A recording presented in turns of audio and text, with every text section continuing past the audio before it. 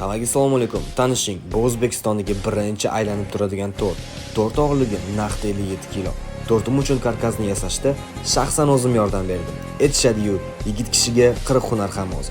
Har bir santimetri mukammal bo'lishi shart. Agar karkas ideal yasalmagan, tort og'irligi noto'g'ri hisoblangan bo'lsa, dastavka jarayonida kichkinagina xatolik butun tort yiqilishiga sabab bo'ladi. Bu to'y tortimiz 250 kishiga mo'ljallangan. Ha aytgancha, tort usti o'zimni firmenniy ganash kremi bilan qoplangan. Bu krem qo'lga umuman yopishmaydi va o'zidan namlik ajratmaydi. Bilasizlarmi, meni endi nima xursand qildi? Rossiyalik mashhur konditer meni tanib rasmga tushishni so'radi.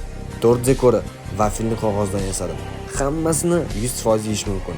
O'zbekistonda va Dubay shahrida to'y tortlariga zakaz olaman. Tortimga o'zingizlar baho berasizlar.